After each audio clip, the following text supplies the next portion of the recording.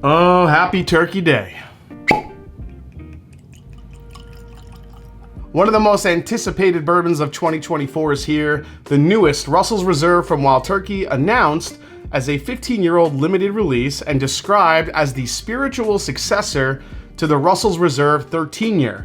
Now, this offering marks a departure from the distillery's expected release schedule to push the boundaries of extended aging when it comes to Russell's Reserve. Is the hype real? Was it worth waiting for? Let's find out. We'll compare it to Russell's 13 too. Stay tuned. It's the Mash and Drum.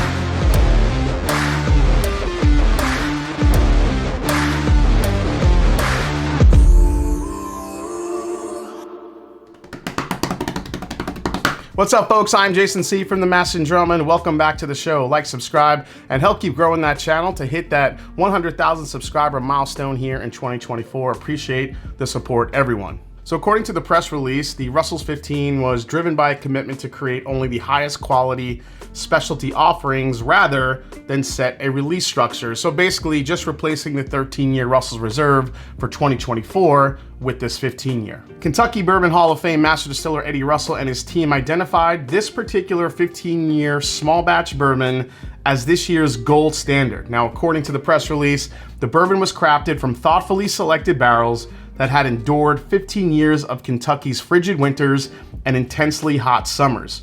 Russell Reserve 15s offers fans a layered and robust sipping experience distinctly different from past releases. That's some good marketing speak right there.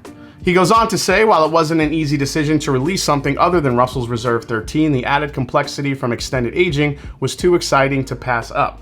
Now, it's been humbling to watch what started as a passion project, a place to celebrate my family's shared love of bourbon making, turn into something that's coveted by collectors the world over. So obviously the build-up for this bottle and this release has been pretty paramount over the last several months.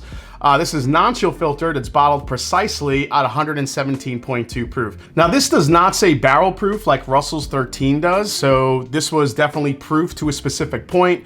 So you could definitely surmise that there was some water added to this bourbon in order to hit that specific proof point that Eddie Russell felt was best for the taste of this particular bottle. Now, this, of course, is a limited release available for a limited time of $250 per 750 milliliter bottle. All right, enough yapping. Let's just dive in here. Here we go. That smells fantastic. This brings all the dark fruits that you could think of, basically. I'm getting a lot of dates and a lot of honey so far on the front end of this one. Maybe some black raspberry here. You definitely get the oak, but it's not overpowering. I was also afraid, you know, maybe some of that medicinal cherry from Wild Turkey would come into play, kind of like what we got in the Bottled and Bond 17-year. And while there probably is some cherry there, I think the fruits are even a little bit darker than that. Maybe even a black cherry. Yeah, the oak is prevalent, but my favorite part is probably the Wild Turkey funk it has. And when I say that, it's kind of, if you've had enough Russell's Reserve picks like I have, you know, the flavor profiles can get pretty vast across the spectrum depending on what warehouse you're tasting from. This kind of bridges that gap between something really classic from like a warehouse A and B, all the way to like a Camp Nelson F, where you get some really different off-profile flavors. It's kind of somewhere in the middle with like a little pinch of like Wild Turkey dusty note like put in, like something from like the 80s or 90s. Time to taste it. Here we go. Oh, holy crap. It's so bad. Don't buy it. It's so... Just leave it on the shelf. Leave it on the shelf, everybody. The initial experience is kind of surprising. It actually came in a little bit lighter than I thought it would come in on the palate. But then once it hits the finish is just ridiculous on this whiskey. Let me do another sip here, kind of break it down. Yeah, I think that cherry is there, but it's more of a black cherry. But I think, yeah, I get honey and I get dates. Something very rich, something very sugary sweet, I think is also kind of mixed in there. It never really gets into a raisin vibe, but man, it has this concentrated sweetness to it. A lot of brown sugar, but the finish, the mid palate to the finish is where all the magic happens.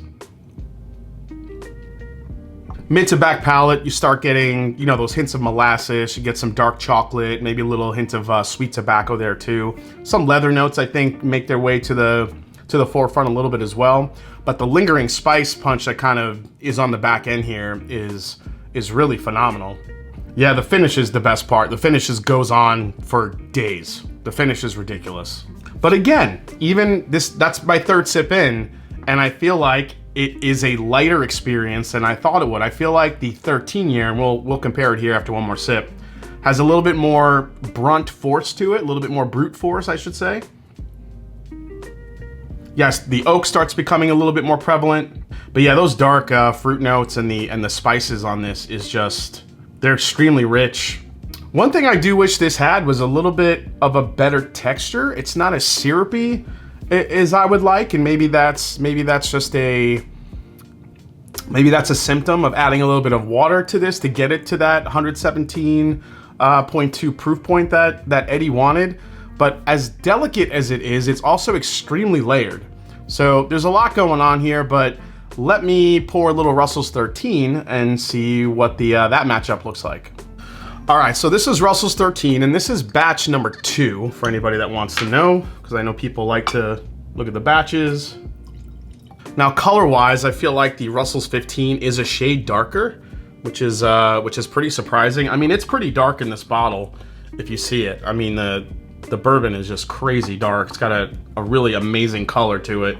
So let's go back and forth here. So I think they're close. Now remember, the Russell's 13 does have some older bourbon mixed into it. 13 is the youngest in the batch. 15, not really sure if they went higher than that or anything else was higher in the small batch, but 15 is the age statement we get. Now, as far as nose goes, yeah, to me the Russell's 15 is almost a little bit of a throwback, you know, type Wild Turkey. I feel like that's a little bit what's going on with the Russell's 15, where it's got a little bit more of a delicate palate, but the flavors are extremely layered and go on for a long time. Where again, the Russell's 13, to what I thought, is just a little bit more punchy, but not as layered. So let's try Russell's 13. Yeah, Russell's 13 is obviously an amazing bourbon too. From front to back, I feel like you get spice, you get a little bit of a brighter fruit note. I think it's more cherry, at least this one. Wild Turkey products for me, usually when they open up, get more cherry, and I feel like that's what's happening with even this Russell's 13. But I do feel like there's a little bit more of a brute force of flavor that you get from the Russell's 13 versus the Russell's 15, where I think it's darker and more layered, but not as in your face. And that's the Russell's 15. When you have it after the Russell's 13, it just goes into candy. It is just liquid candy, molasses. My biggest fear for the Russell's 15 was that it wasn't going to be different enough from the 13 to warrant, you know, all the craziness for it, but there is a substantial difference here. Do one more sip of each. Yeah, Russell's 13 from front to back is a little bit more punchy. It's more cherry. It's a little bit more fruit forward, a little bit more spice, but even though this is a very layered whiskey, it doesn't come off as layered as the 15. The 15 does seem older.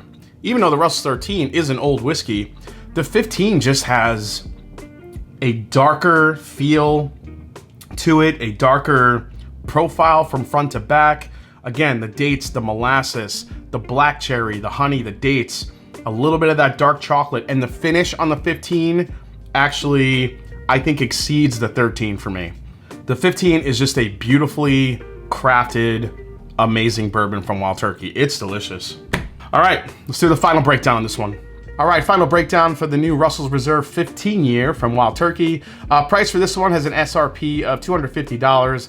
Resale market value, I've already seen these as high as $850, which is pretty typical for one of these Russell's releases. The 13 was very similar, kind of launching and you know, starting off at about $500 and $600 before it started coming down. Availability is obviously going to be limited. As far as value goes, I actually think this is a good value for today's market. Obviously, everybody wants to pay a lot cheaper for stuff, but you know, when you're talking about a 15-year-old bourbon from Wild Turkey. The fact that this is cheaper than Master's Keep, which is a 10-year rye this year, kind of will just continue to boggle my mind. So for this, I'll say the value is even for what you're getting when you're talking about a high age bourbon from Kentucky. I'll say it's even.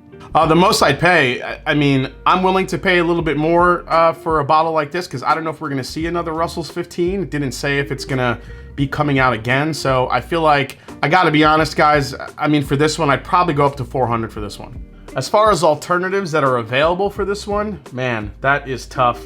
I mean, it's hard not to go Elijah Craig Barrel Proof if you got one that was kind of a higher, if we get one that's a higher age, like the C923 was. Maybe the Remus Gatsby from MGP. And of course you have Jim Beam just coming out with a bunch of high age dated bottles, including the Hardin's Creeks from last year. I mean, those were 16 years old each. Good proof points. I think all three of those are probably decent alternatives for this. And lastly, is this a skip, a try before you buy, or a buy, or a buy and back it up? I mean, you guys know where I'm going here. This is an absolute buy if you're lucky enough to find one. If you have the financial means and the budget, this might be one you want to even back up. I really do feel like it's that good. Again, I'm still puzzled by why this bottle costs less than the Master's Keep, being a 15-year. And listen, I'm not going to complain about it. I'm just kind of trying to figure out Wild Turkey's pricing structure lately, because this is a superior experience than the Master's Keep Triumph was, even though the Master's Keep Triumph I did enjoy, but I'll probably save my money and get this instead. Overall, I do feel like there's gonna be folks out there that are gonna maybe like the 13 a little bit better, just because of, like I said, that pure punch of flavor that the 13 has, that the barrel proof offering. This, I'm not gonna say lacks punch, but it definitely doesn't have as much compared to the 13, at least batch 2 that I had. So, but I will say this is a more layered experience. It's deeper, it's darker. It might not have that brute force of flavor that the 13 has, but this thing is absolutely incredible. Just a ridiculously good release from Russell's 15, and probably the best bourbon I've had this year. All right, guys, well, hope you enjoyed this review for the new Russell's Reserve 15-year. If you did, hit that subscribe button below. Please hit the like button. And if you haven't yet, find me on Instagram. Let me know down in the comments if you're trying to hunt one of these down. Are you willing to pay the $250 for it, or are you done chasing down these high-priced bottles from Wild Turkey? Let me know down in the comments. And like I always say, it's not about the whiskey, it's the people you share it with. Cheers, and I'll see you next time right here on The Master and Drum. Damn.